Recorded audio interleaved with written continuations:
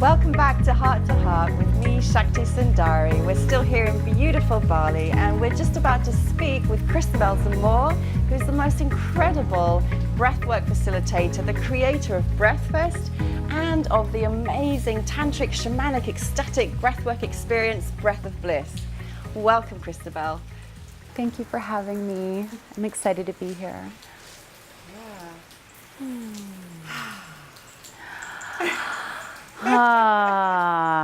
Yes. So, you have created this whole new concept of Breath of Bliss. Tell us about what that encompasses. Breath of Bliss is really a presence practice. I have a background in ecstatic movement, ecstatic dance for 12 years, and I trained teachers in that for a long time. And when I first experienced breathwork, it completely changed my life. I felt these incredible surges of love move through me that were like nothing else I had ever experienced when I wasn't under the influence of a substance. And that began for me what's turning into a lifelong passion for breath. And so what I've done is I've created a group program that pulls in all these other elements that I'm so passionate about with ecstatic dance and tantra and shamanism, and creates about an hour-long ceremony for people to enjoy, which has eye gazing, it has touch, deep sharing, movement, and then we lie down for this connected breath journey. And it's a powerful way to come into your body and connect to yourself and other people. So I'm curious, so you were already teaching ecstatic movement practice, you said you've been doing that for 12 years. Yeah. And then how did you come across breathwork? What took you into that yourself? Well, it was interesting because I was already training teachers, and the movement form I created back then, it was called Hoop Girl. I was training hoop dancers. And I worked with 700 teachers around the world, and what we did was we were always emphasizing synchronizing the breath with the movement. So I already had this background in that somatic awareness and expanding consciousness and moving through energetic blocks with movement. And I wasn't planning on breath work. It kind of happened to me. I was brought to a workshop, and at that time I was married in a kind of an unhappy marriage, but really out of touch with my emotions. And that breath work really helped me realize the extent of my suppressed feelings. And you know, once those started coming out and I saw the complete misalignment of my life with my values, I had to make huge changes. And so I just kept doing as much breath work as I could. And I worked with Dana and Ashana of Clarity Breathwork, and I had the joy, I took all their trainings that I could, and then I kind of got to this point and said, what's the next step? I'd love to create a group training for you because I work with groups. And they were like, we don't want to work with groups, but bless you, go create. And I kind of flew off here to Bali and started creating and leading groups, and then creating a training, and now we have 62 teachers around the world. That's amazing. Yeah. So how long has it gone from like that concept to where you are now? Well, I came to Bali about 4.5 years ago, and I was teaching in intimacy circles and women's circles before, but not on the scale of Bali. Bali is hungry for breath work. We have so many spiritual tourists who come through, and the movement has exploded, and it's become an epicenter of breath work here now. Yeah. That's amazing. Now, what I'm curious to know, and especially for people who might be watching this who don't know, when you say breath work, just like take it right back really simply, what does that mean? Because of course we all breathe. Yeah, and there's many styles of breath work. Yeah. So when I mention breath work, I'm actually referring to a style of circular connected breath, where the inhale is connected to the exhale, and the exhale to the inhale without any pauses. So it just loops into itself again and again. Can you demonstrate it? Yeah, let's do it together. Yeah. So just a few things before we begin. The inhale is ripe and passionate and round. It's almost as if you'd been hiking to the top of a mountain, and then you got to the top and you saw the most amazing view of your life. That's how you inhale. And then the exhale is a complete letting go, like you've just had the best orgasm of your life. So here we go. We'll just connect them. Oh, and also, is it through the nose or It's the mouth? all through the mouth. Always through the mouth. Yeah.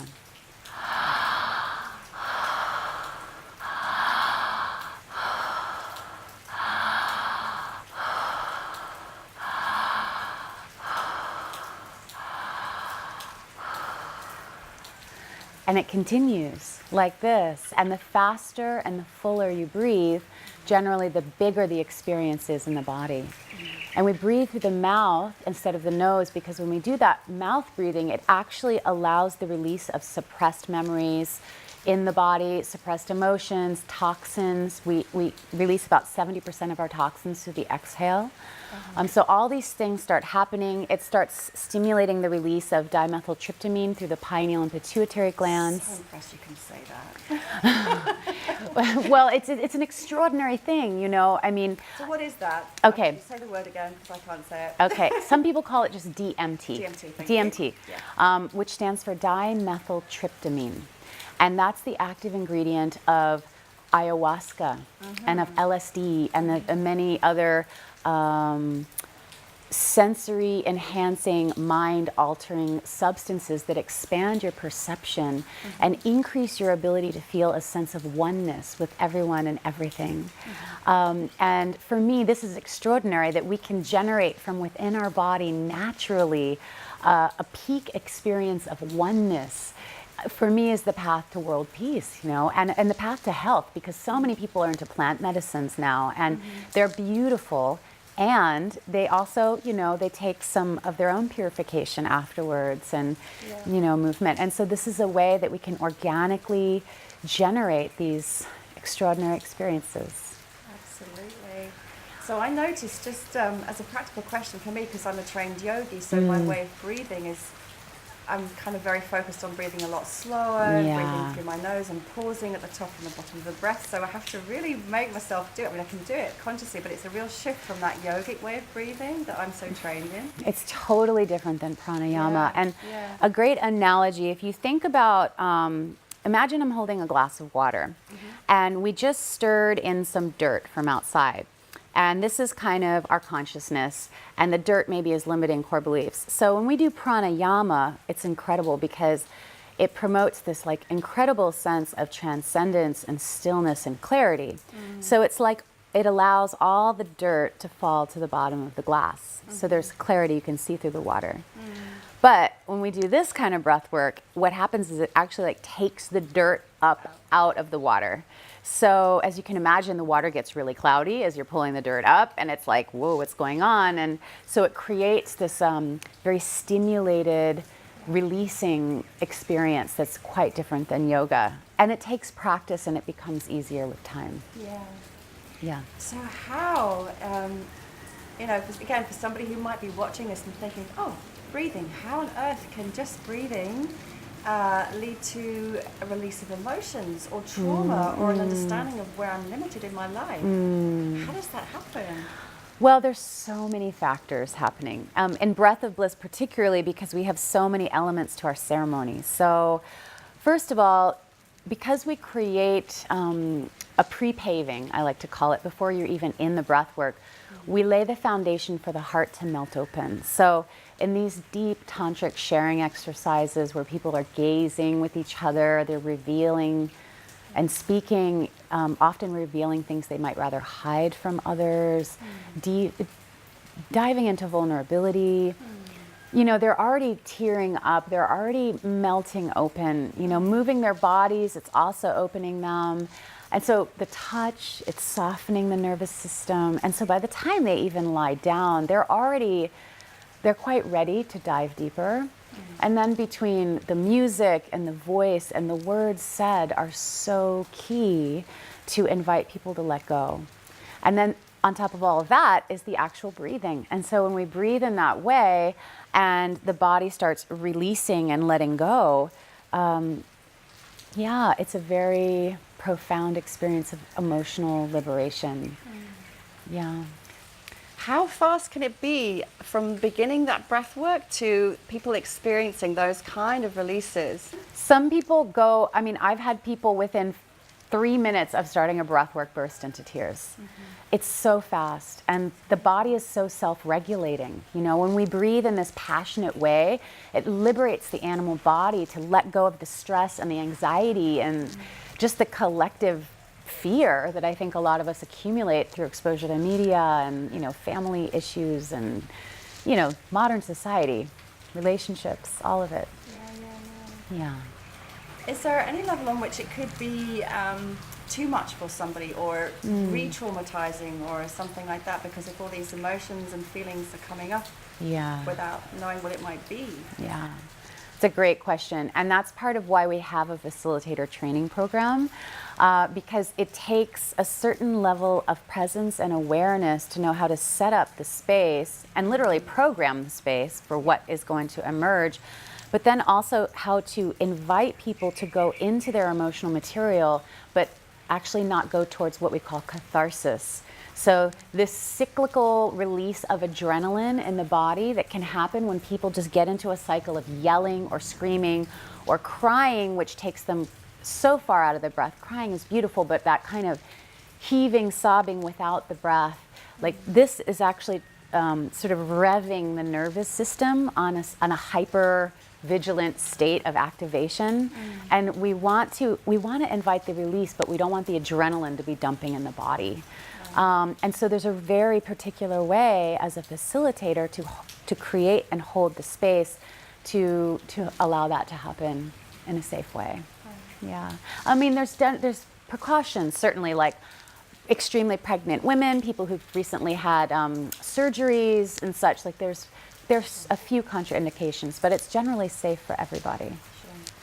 And of course we've talked a little bit about emotions and all that sort of crying, but of course a big part of the experience is ecstasy. Yes. So how does that happen? What kind of states do you see people shift into? Well, this brings up something really interesting for me I'd love to share, is that I think the consciousness of the people breathing is so profoundly impacted by the facilitation and the consciousness of the facilitator. And so every teacher brings so many interesting things, but I think for me, grooming facilitators who have accessed that place of bliss within themselves, no matter whether they're feeling the anger or the jealousy or the shame or the rage or the sadness, like that actually allows them to invite other people to that place. I've been in certain breathworks that all breathworks don't generate ecstasy. They don't all generate bliss. You know, it's different in every experience. The music impacts it, the words spoken. But when it does come to that place of ecstasy, I think what creates that most is it's creating the conditions within which it's most likely to occur for me. And as a facilitator, I want to generate ecstasy. And I don't have an intention for people to feel any particular emotion or not. Like I don't want them to only feel joy and not pain. My wish is that they will feel everything and they'll find the ecstasy in that. So I find pieces of music. I say things to give permission even to the resistance in the room. I use elements of NLP and hypnosis in my teaching, and I train my teachers to do the same. So we're constantly bringing breathers deeper into the realms of the unconscious. I have a background in depth psychology and mythology from Pacifica Graduate Institute. So like there's all these, I bring all these sort of deeper psychological elements into it to invite that letting go, just letting go into being human. So interesting that you mentioned resistance. Yeah. So what kind of resistances do you see? There's so much resistance. We know. Have you ever gone to a workshop and the teacher asks you to do something and you just sort of like, I don't really feel like hugging right now, or, me too. And that's my greatest teaching, is when I go to other teachers' workshops and I feel resistance, it teaches me to remember, oh yeah, people coming to my workshop probably feel it too. They feel it about everything. Like, you might just say something in your introduction that's a one word or one phrase that turns someone off or alienates them. So right there, instant resistance. Or maybe in a movement, you called it dance and someone's not a dancer and they're like, I'm not a part of this, forget it. And then when you get to the eye gazing, maybe you say something in a way that doesn't create safety, so someone checks out. In the breath work, you play a piece of music that scares someone because it's too intense without holding that, or there's scary sounds happening because people aren't used to emotional release. So then they shut down their breath. It's like, for me, it's fascinating as a trainer to kind of study all these different moments we shut down and think, how can we create the conditions for people to relax, open? And that's all about giving permission, you know? So when I'm leading and when I train other people to lead, it's all about how can you just allow people to be as they are and feel okay, even if they don't feel a part of what's going on, or they don't feel ready for it today, or they don't feel good enough in some way. Yeah. And then in terms of the work that you're doing, what changes do you notice in people who take your course, who study with you, who take your workshops? What sort of changes do you notice in particular? That's a big question. I mean, it is life-changing. I really feel that that is a truthful and accurate description of what I've witnessed in people. I've seen people come in who are CEOs from corporations and software companies, and then abandon their whole career, leave their relationship, move to another country and become breathwork facilitators, you know, or completely transform their health and well-being. I had someone come with dengue fever one day who said it miraculously helped her move that through her body within days. You know, like, there's so many profound things you get to witness. But I think the truth is that the most moving one is when watching the people who move from resistance to like complete teary openness, that melting open. Yeah, I think that's the most personally touching, is when I witness that. And then another question I have is, does it sustain? You know, because I've done loads of workshops here, there, everywhere, and one thing I began to notice in myself and others at times is that we would go to these wonderful workshops, we'd open our hearts, we'd love everybody, we'd love the universe, and we'd go back to our everyday lives, and things would gradually shut down again, and we get back into the same pattern. So... Does it sustain? Does it sustain? That's a great question. My feeling is that the probability of it sustaining increases when we give more attention as facilitators to integration. And so that's why for me, integration is of primary importance. I spend a lot of time studying somatics and how we can bring coherence to the body, how we can boost resilience by adding things like journaling as part of the experience, follow-up experiences, inviting people back, inviting them to contact me, you know, over time, and letting me know how I can support them. And even most importantly, connecting them with each other and giving that permission so that they can start really forming honest relationships as a result of coming to workshops, and not just leaving, you know, into an isolated state like how they might have come.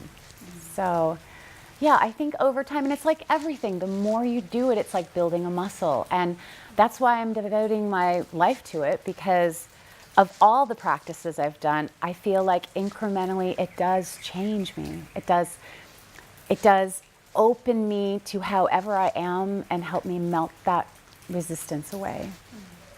Yeah. And I guess you kind of explained this, but I'll just ask to see if there's anything else there. Is this why you are so passionate about it? Why am I passionate about it? It's the most fulfilling thing I've ever done in my life. To personally feel access to my, you know, when you do it, you can really have these profound experiences to the non-physical realm, you know, and I've had these experiences with loved ones who have passed on that are so real and so powerful, these messages. And I really feel like as you know, in today, to be able to access that kind of clarity in communication it's unbelievable for me. And so I'm passionate about it because of that. I'm passionate about it because watching students become facilitators and then changing the lives of thousands of people is an honor. Having students surpass me and learning from them is an honor. Like I feel like being able to devote my life to the ecstatic arts. I mean, this is look where I am. We're in Bali. I'm focusing on ecstasy, you know, aliveness, embodiment. I feel like this is living the dream. Absolutely. Yeah. So how does your vision for this expand into the future? Like, what's next? What's next?